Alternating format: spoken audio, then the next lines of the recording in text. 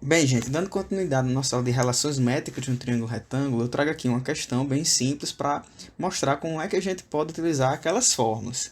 O ideal é que antes de ver a resolução, tente você mesmo ver se você consegue aplicar as fórmulas, identificar qual seria a mais importante, a mais necessária para conseguir resolver o problema, e aí depois compartilha e aí depois volta para o vídeo para tentar ver se acertou, tá bom? A questão ela diz o seguinte, ó, na construção da estrutura de um telhado, um carpinteiro montou um triângulo isósceles formado por 3 vigas de 5 metros, 2 de 5 metros, né, e outra aí de 8 metros. Para dar rigidez à estrutura, ele fez uma triangulação conforme o esquema abaixo.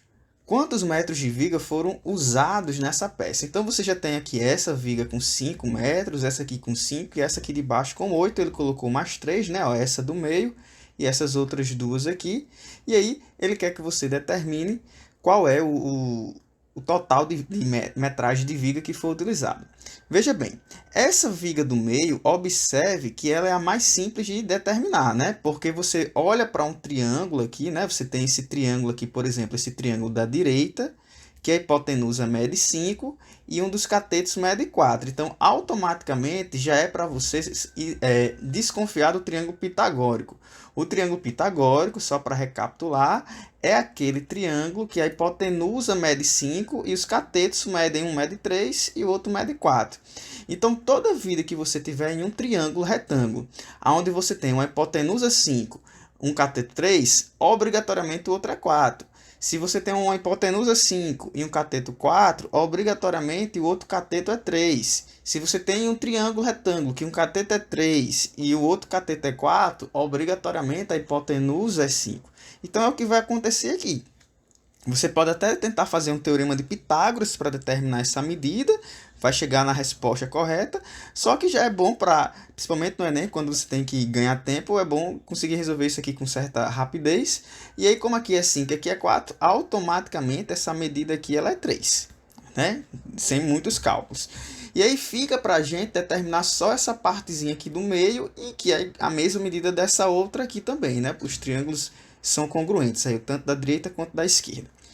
E aí, observe que isso aqui está formando um ângulo de 90 graus na hipotenusa. Então, assim como a gente comentou na aula de relação métrica, isso aqui é a altura relativa à hipotenusa.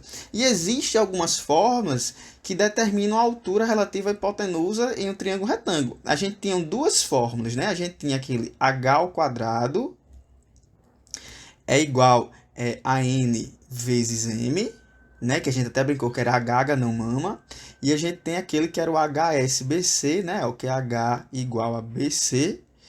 Essas duas fórmulas aqui, elas vão utilizar a altura relativa à hipotenusa. E aí você vai raciocinar qual das duas é melhor. Observe que nessa de baixo, para eu utilizar a altura, se eu quero descobrir a altura relativa à hipotenusa, eu preciso dos dois catetos e da hipotenusa, que é o que a gente tem, né? Eu tenho os dois catetos, 3 e 4, e tenho a hipotenusa. Então, utilizando essa fórmula aqui, a gente vai ter que A, que é 5, vezes a altura, que eu não sei, é igual a B, que é 3, e C, que é 4. E aí, H, no caso, seria 12 dividido por 5, tá bom? E aí, quando você fizer a continha de 12 dividido por 5, isso vai dar 2,4 metros.